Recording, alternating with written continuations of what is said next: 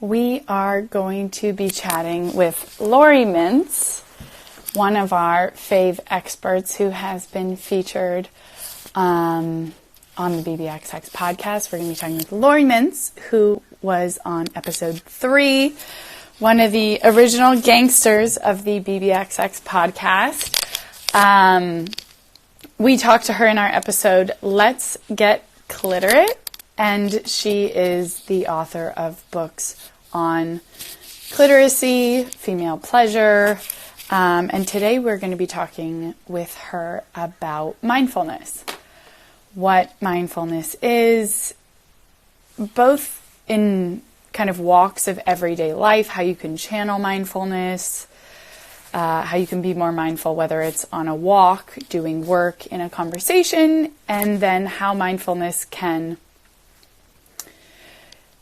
serve us as a really important tool in our sexual relationships, in our romantic relationships, and how mindfulness, particularly today, going through everything with COVID-19, can serve as a really amazing tool to help us kind of manage anxiety, manage stress, and all other things. So let's see if we can find where she is. I'm going to send this to her, Laurie Mintz,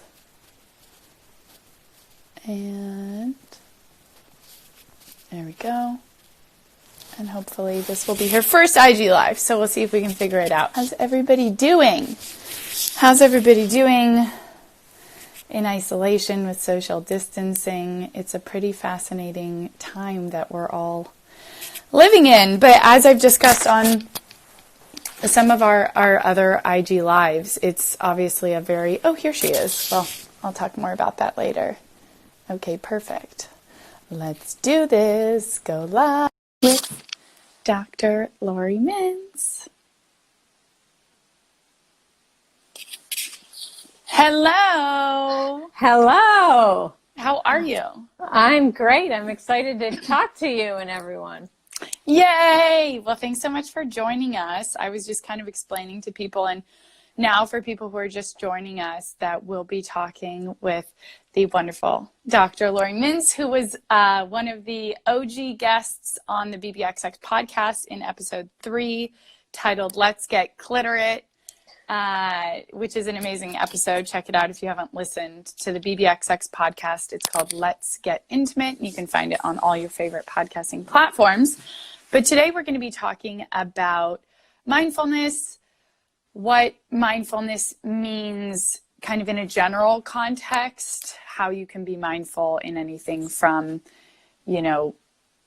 walking through a grocery store, having a conversation, drinking a glass of wine, and then how that mindfulness can then serve as an incredible tool in our romantic relationships, in our sexual relationships, and then lastly, how mindfulness maybe can particularly serve as a helpful tool with everything we're going through. So thanks for everybody who's tuning in, and we hope you're looking forward to learning more about how to live mindfully and live better relationships mindfully. So to start out, I think I would love for you to just explain to our listeners your definition, I guess the general definition of mindfulness, but then I'd love to hear kind of your personal definition and the ways that you kind of tie it into, or perhaps use it in a different way in everyday life.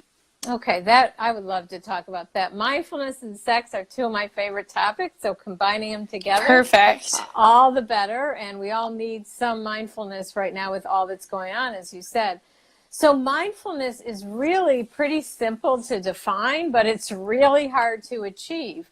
But it is simply the state of having your mind and your body in the same space, in the same place. So many times our mind and our body are in two different places in life and in sex. Like we can be in the middle of talking with a friend. I'm sure most of us have had this experience, and all of a sudden we realize we have not an idea what they just said because we just tuned out. and went away. Our mind left our body. It went to something in our past we're upset about, something in our future we're worried about, something we have to do. It happens to all of us, but mindfulness is simply the state of being fully present. Your mind and your body are in the same place in time. I have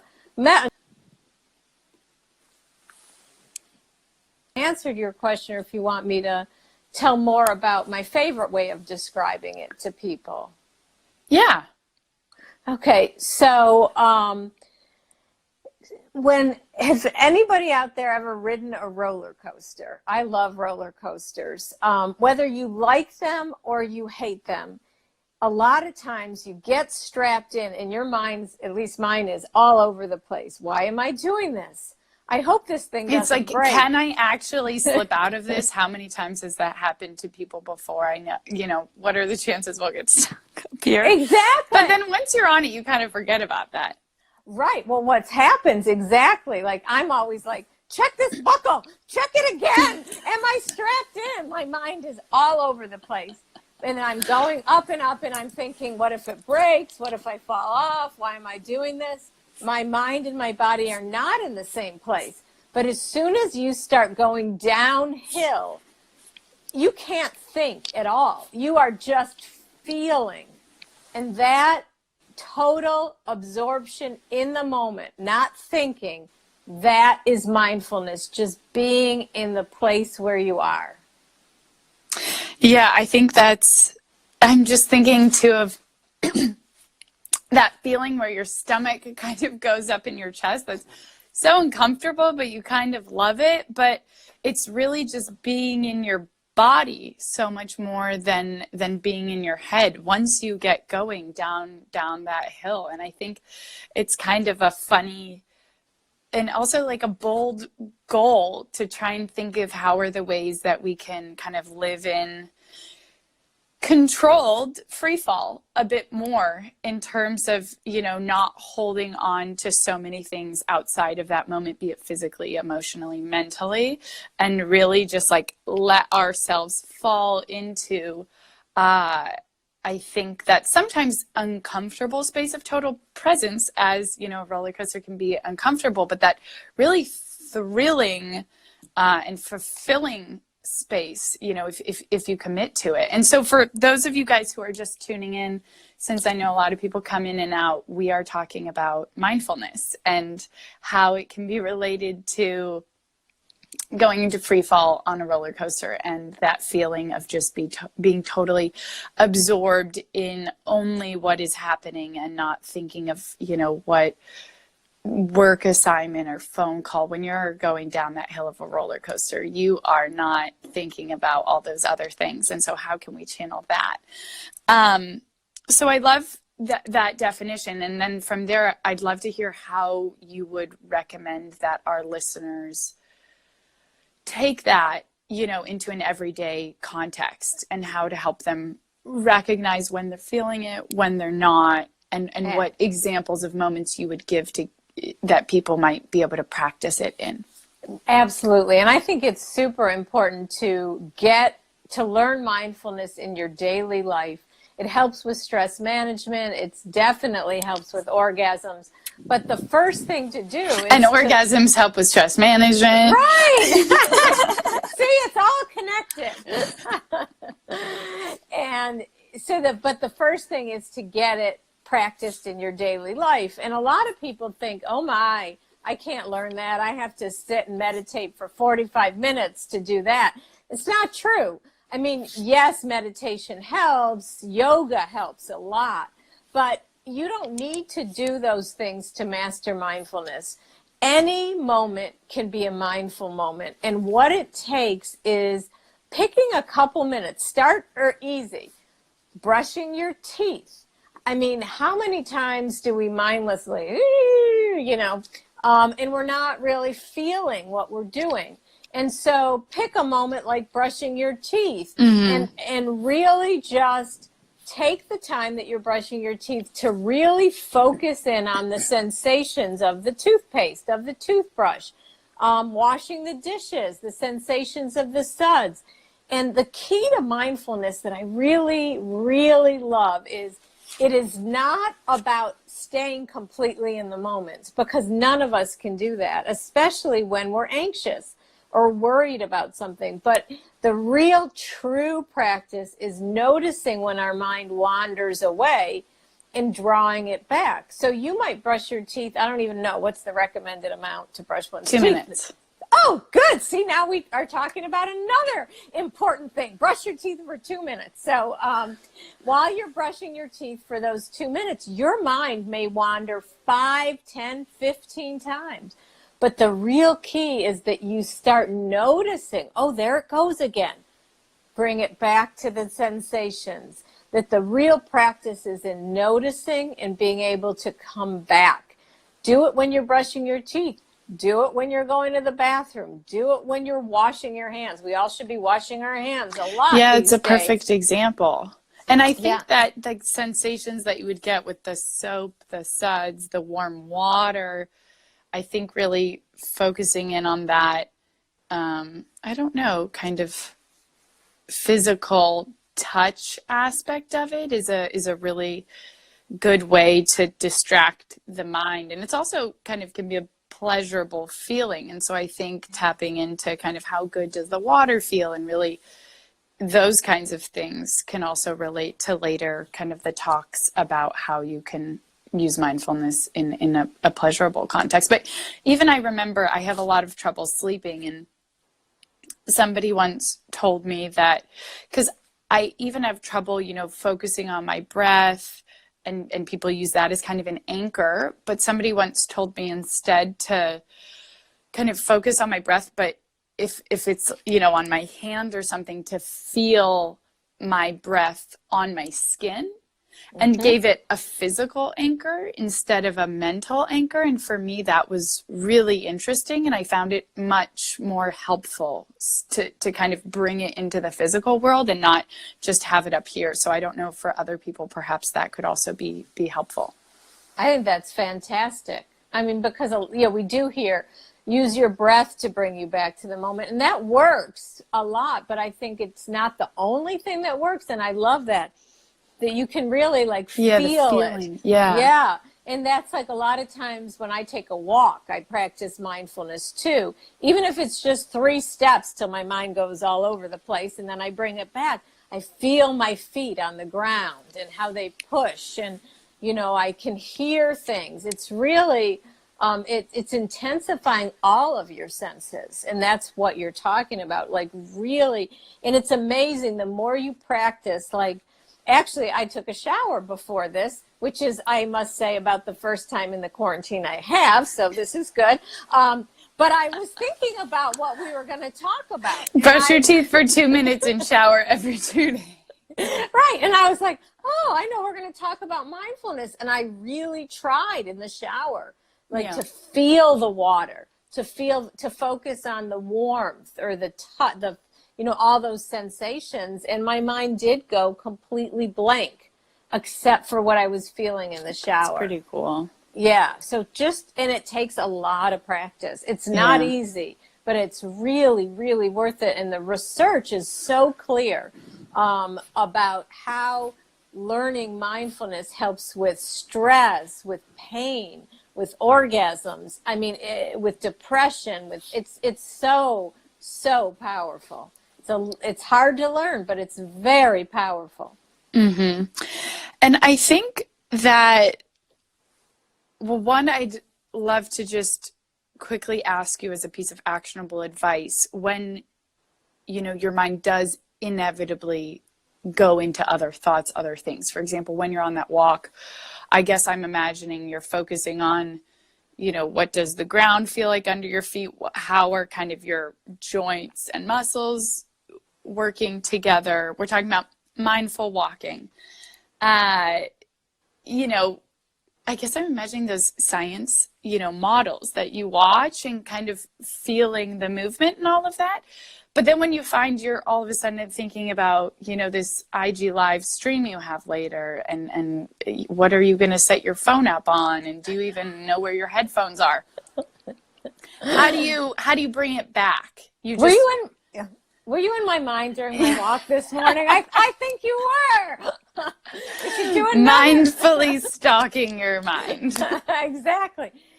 What I do that works for me is I do when I have take a very deep breath and I really focus on the feeling. It's not just breathing.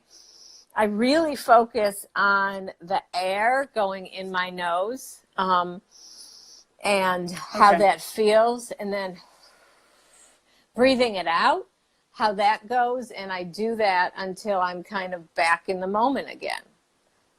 That's what works for me. Yeah. But other people can find something else. You know, some people have a mantra instead that they say to themselves, like, now is all I have, or be in the now, or, you know, I would suggest people just practice and figure out what works for them, or a variety of things. And don't ever think that you are failing if your mind wanders, because it will. It will, and like you said, inevitable. But the key is learning to notice it and then bring it back, you know. And the more you practice, the quicker you notice it and the faster you bring it back. Yeah. I'd love if anybody listening, either now or later, has mantras that they found work for them. I'd love to hear more about that. So you mentioned the shower, and I loved that as an example of, that's kind of, I liked washing your hands. I love the idea of mindful showering. And I think it's also a very cool opportunity to take this into how you can use mindfulness in your romantic relationships, because I see the shower as being, it's a very, I don't know, sensual, sensational in terms of like your senses place, and it can be sensual, but it doesn't have to be sexual at all. And so it also feels like this intimate place, but that could also be totally outside the context of sex. You know, you hang out in your bed, sometimes you have sex, sometimes you cuddle, sometimes you're reading separately, or, you know, watching a movie. The bed is this space that holds so many different kind of dynamic relationships with the person who sleeps in it, and you know, a couple who might share it. And so I think the shower presents also this very cool kind of free, fun space that could be a kind of no pressure intermediary in which to practice mindfulness, be it in a platonic or sensual way. Absolutely. And you know, I mean, I think that, and I'm not sure if you're talking about practicing it with yourself or take a shower with your partner. Yeah, I think both. But when I was thinking of, you know, as we were to segue into how you discuss mindfulness, I guess, you know, for sex, be it probably masturbation or casual dating, or, you know, with a long-term partner, I also saw it as a place to practice mindfulness with another person. Absolutely. So the first thing is what we talked about. Do it with yourself. I mean, it's always with yourself. It's always about being present fully in your own sensations, in your own body. But when you're talking about it with another person, you're talking about really giving the experience of being with that person your complete and full attention, to really be truly there, truly present. And that can mean during a conversation. Big mindfulness hint, put your phone in the other room. Because there's been really interesting research, even a phone face down on a table between two people, like it distracts some of your attention. What's happening there? Should I pick it up or not? Or even if you manage to get in the moment and be distracted in the sense of actually being present, then maybe you go to pick up your fork and it's next to your phone, and all of a sudden that, you know, stimulus is there, that reminder is there. And so you go to pick up your fork and you were totally into what they're saying, but when you see your phone, it's kind of this domino effect of other triggers, which pulls you out of that moment, versus if that phone was out of sight, literally out of mind, Exactly. you wouldn't be giving yourself those same opportunities to be pulled away from a conversation. And so I feel very strongly about that and would love to just really encourage people to mindfully practice. I get that, by having it face down, it's supposed to be a kind of sign of I'm here, I'm being present, but unless you're waiting on a call or, something you need to respond to, I think it's just, I don't know, a thing of courtesy, of respect. It's so much more of a sign saying, I'm putting that away because nothing that comes up on that matters right now. I'm here with you. I'm more interested in what you're saying. And honestly, I think it's also a low bar, the phone there, but face down. Honestly, I don't know if people put their phone face up, but I think I would maybe just leave. And I know I'm a stickler about this, but I don't think I would sit at a table. Yeah, maybe if we're working or we've been together for hours, it depends on the context. But if I'm meeting up with a friend to talk and connect and they have their phone there face up, I don't think it's distracting for me. I think I would say something, but. Good for you. Yeah. And, a lot of us can get, it's a whole nother topic, how addicted we can get to our phones, right? And wanting, it's like intermittent reinforcement, 9 dings out of 10, it's not that good. But the 10th one, keeps us coming back for more. But it does keep us, it means our mind and bodies are not in the same place, especially if we're with another person. If you're playing on your phone by yourself, do it mindfully. But when another person is in the room, like, this is a real time to practice mindfulness in really looking at your friend or your partner, looking at them, listening, hanging on to every word. Like, it's really important to listen mindfully. Instead, and a lot of times we don't do that either. We stop listening to someone because we're thinking, I wonder what I should say in response to that. And, then we miss the next thing they're saying, which would have elicited a more natural response. So, everything, mindfulness can affect everything, including these conversations. But then to get back to the sexual piece, mindfulness is really sex's best friend, because to have an orgasm requires, it's kind of ironic, right? To have an orgasm by yourself or with another person, it requires a complete internal focus, a complete comfort, a complete immersion in your body sensations. And a piece of research that I find so compelling is that the right before orgasm, the part of your conscious brain responsible for thinking turns off, which is the same brain state you get when you're mindful, when you're deep in meditation. So you can really see how turning your brain off, because you can't have an orgasm if you're thinking, I wonder if I'm taking too long. I wonder what they think of me. I wonder how I look. You're not going to do that. That's where your mind and your body are separate, and you bring it back to the body sensations. And that's why mindfulness and sex really, really, really go together. Yeah, I love that idea of kind of priming your brain for success in sex, by kind of allowing it to enter that state in which it goes into, when you're about to orgasm or when you go into orgasm, priming yourself through mindfulness to kind of shortcut and open that door to that space sooner, and kind of create a new pathway through, scientific brain mechanisms that are actually, creating those different pathways. And so I love that idea.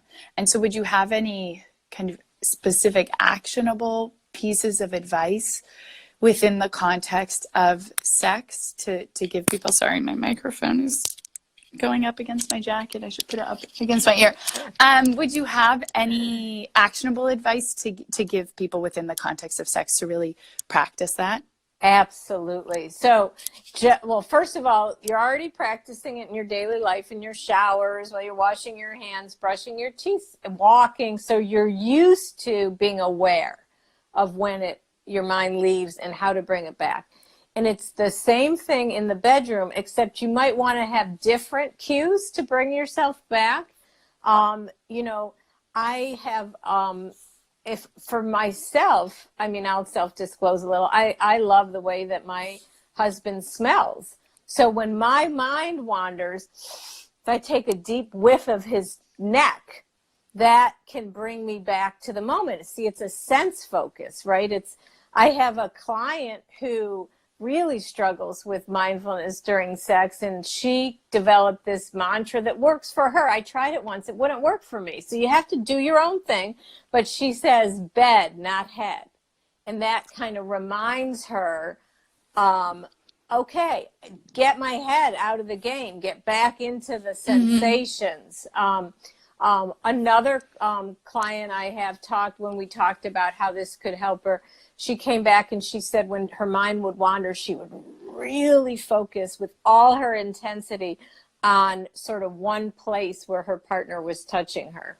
Like, and just really focus all the sensation, like what's the temperature like, what's the pressure like, and just really, again, bring it back to the moment.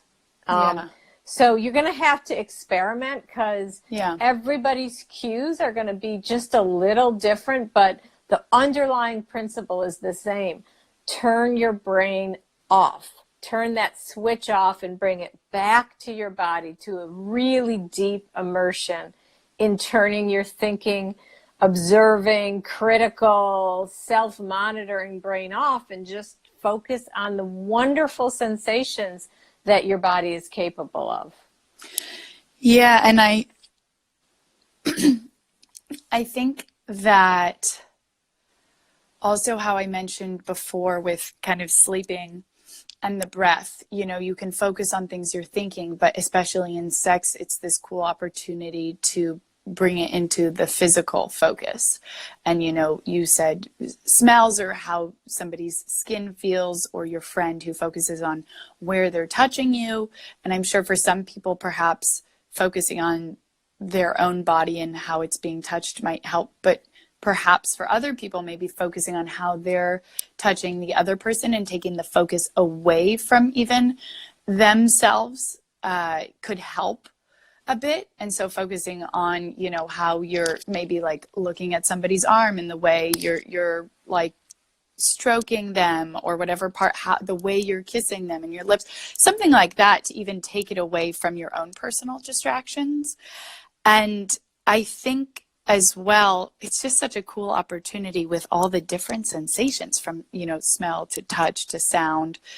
But I think that also perhaps for some people, talking could help, especially, you know, if maybe you're practicing this with your partner consciously. You guys are both, you know, interested in practicing mindfulness during sex.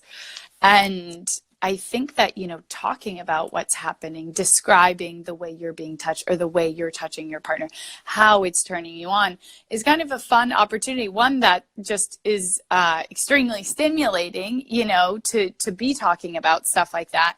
But I think, again, that also having it spoken verbally the same way with the touch can kind of be an extra way to take it out of your mind. Because when you're thinking things, it's so easy. You can think 20 things at once. You're like, yeah, but I'm focused on the way I'm touching them or the way they're touching me. When there's a million thoughts sneaking in, versus if you're saying it out loud and you're focusing on the words, like what I'm doing right now, and slowing down, I really don't have as much space for those thoughts to make it, to kind of break through as much. I'm not sure. Yeah, that's brilliant. And it reminds me of both things you said remind me of like two. One is a clinical thing that us people who work with clients over sex, and then the talking thing. There's something in sex therapy called sensate focus. And without getting into the weeds on it, what it is it's this touching exercise that a therapist like me would instruct couples to do at home. And what you're talking about, really, they take turns touching each other, basically. And it can be, touching your partner's face. It's a gradual thing to get into sexual things. But exactly what you're saying, that you take turns being the giver and the receiver. And in both instances, the instructions are to fully focus on the sensations. So what you talked about, that it might help some people not to focus on their own sensations, but how it feels to touch someone else, the temperature of their skin, the texture of their skin, that goes right along with this exercise, which is based in mindfulness. So that is great. And in terms of the talking thing, I think sexual communication is so powerful. And I say, and I wish I'd come up with this. I didn't. One of my clients did. And I said, can I use that in my book? And she's like, yeah, but just don't say my name. But she said, communication is the bedrock to make your bed rock. And I love that. I just Pun love that. of the week. But what you're talking about is, kind of dual focus. Right? You're talking about getting out of the thoughts in your head by verbalizing, and at the same time having sexual communication, mindful sexual communication. So I think those are fantastic points for people to try to make this all more actionable. And again, everybody's different. So for some people, they're saying it might be like, oh no, that doesn't work because it makes me feel more self-monitoring. Whereas for other people, that'll be just the ticket they need to be fully present. Right. So just keep trying it. And, and honestly, I think there's some, I'm going to give a plug to yoga. There's really good evidence that people who practice yoga have more orgasms, better sexual satisfaction. And it's not about the flexibility you get in yoga, or anything else that you can think. It's because yoga teaches you mindfulness. Yoga teaches you how it feels to be fully present in your body. And that is why the connection. So. Perfect. And would you recommend any books? Your book, which you can talk a bit more about, but any other books, for example, about the sensate focus methodology that might help people expand on mindfulness for sex, mindfulness in general, but also other related areas such as sensate or yoga? Yeah. So actually there's a book that's all about, by Laurie Brotto. It's really written for therapists, but it's terrific for anybody. And look up Laurie Brotto on Amazon. In mindfulness is in the title. It's all about mindful sex. I don't know anything that's not written for therapists about sensate focus, but Laurie Brotto's book, I cover mindfulness a little bit in both of my books. But hers is completely about it. And I love that. And then I personally like two apps. I like Headspace and Insight Timer. And with both of those, you can practice. They have 1 minute mindfulness things or 2 minute. You can set the timer. There's also a book called 10% Happier that's about mindfulness that's really helpful. So there's some great resources out there. And this is a great time to learn mindfulness because, many of us are at home, and this is a great time to learn a new skill, be that mindfulness or orgasm or, hey, both. Yeah. And so I think, as you mentioned, particularly in this time, and as we get ready to wrap up, I'd love to kind of just hear how you recommend people use this, as particularly now, to kind of manage stress or, manage I think particularly stress surrounding sex or relationships in general, either if, you know, you're separated from your partner and can't see them, or if you are the opposite and, you know, claustrophobically trapped with your partner, you know, in a studio or one bedroom or something, and perhaps just need other ways to connect or disconnect and take space. Yeah, and there's so many great things out there right now about ways to manage what we're all going through collectively, whether that's too much separation, too much togetherness, anxiety. And, you know, I mean, there's been some great articles out there, but in terms of applying mindfulness to it, it really is. Maya Angelou was the one who said you can't control the circumstances, so you can only control your attitude. Although I don't remember the exact quote, but she said it much more beautifully than that. But the bottom line is we can get very anxious right now. And I know I have gone there myself.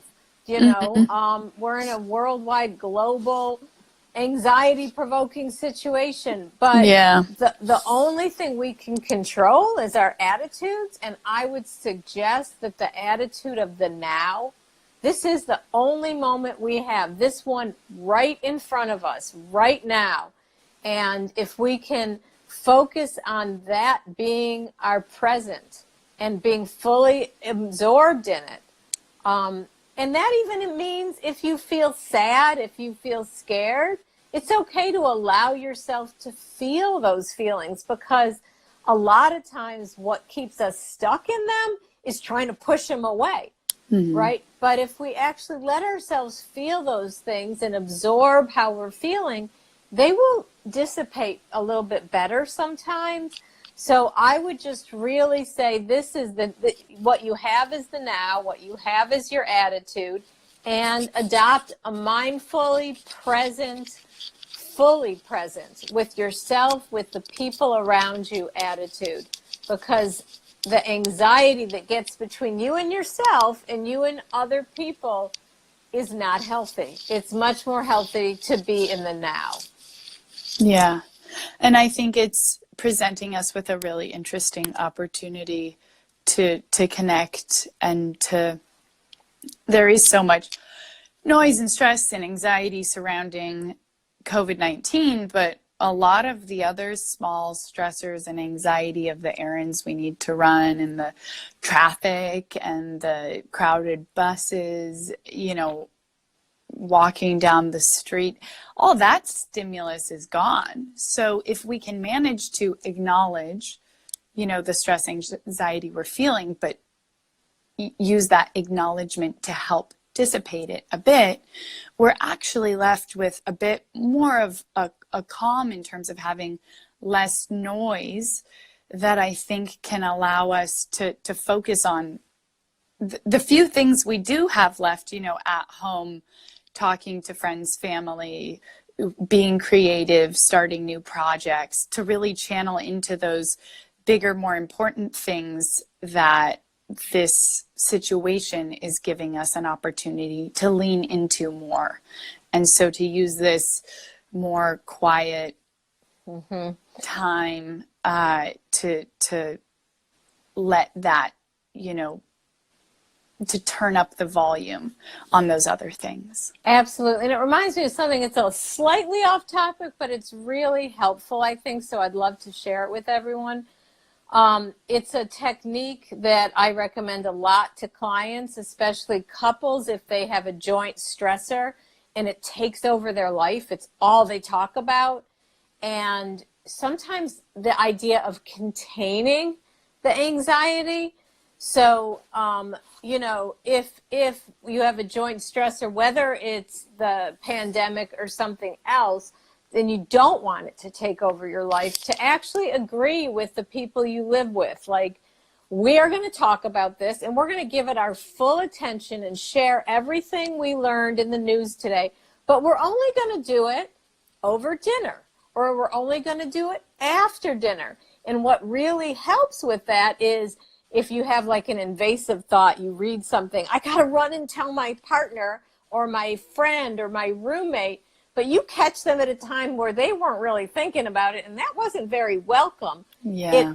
you write it down for that Yeah. scheduled time, and that helps you then get back into the mindfulness of whatever you're doing at that moment. So kind of trying to contain anxiety between people who have shared anxiety can be really helpful, and can also help with this mindfulness piece that we're talking about. I think that's extremely important to acknowledge. And in that sense, you know, after talking about it, either it gives you some space, or even leading up to it, when you know you're going to focus on it later, allows you to kind of be able to put it in the back of your mind in the present moment. And just to stress again how it's not fair to, you know, maybe you're feeling extremely anxious in this moment, but to then bring it up, especially if it's on a consistent basis when the other person isn't expecting it. You know, maybe it's right before they have a really important phone call, or maybe they just got out of a meditation session and they were feeling really great, and then all of a sudden you just kind of rain on their parade. To kind of, somebody once gave the metaphor of when you come home from work, you never know what bubble you're walking into, what mindset the other person's in, you know. So if you come home and you're really jazzed about how great your day is, if you just go full into that, maybe you walked in and this person, you know, your partner or friend or family member just had a really, really terrible day. They're not going to be able to share that same space. But maybe if you take time to figure out where they are, kind of measure and help them process what they're going through, you can get them to a place where then you're able to share more on your level. But if you can't just assume people are walking around in their bubbles in the exact same experience that you're having. So it's really important to take that into consideration, to you know, make the effort to find out where other people are coming from, where they're at in that moment, and then to work together to kind of designate these times and spaces to come together to help process and deal with them, and to together alleviate some of the stress and anxiety, and maybe to practice mindfulness together. Absolutely. Yes. Be mindfully with yourself, be mindful together, be mindful in the shower alone, be mindful in the bed with your partner. It really truly will help. It is, I mean, it's not going to solve everything, but it sure will make your daily life much, much better, and your sex life much better. Yeah. Yes. Well, we'd love to hear, you know, for everybody listening in, we'd love to hear your stories of how it went practicing mindfulness, washing your hands in the shower, whether it's alone with a partner, how you've used mindfulness for sex, or, you know, how it went trying out the different ways, from, you know, in thinking to other sensations of smell or touch, to using dialogue, and perhaps trying out, especially in this time, designating time and space to process stress and anxiety, either alone, and maybe you just free write all the things I'm anxious about, but you know, it's only for those 20 minutes or maybe an hour or something, and perhaps to practice that with another person as well. Excellent advice. Well, thanks so much for joining us, and thanks for everybody who tuned in. It was so great to hear from all of you guys, and to hear this particularly pertinent advice right now. And so we look forward to continuing the conversation. Thanks for having me on the live. It was fun. Okay, yay! Okay. Let's do it again soon. Definitely. Have a great day. Okay.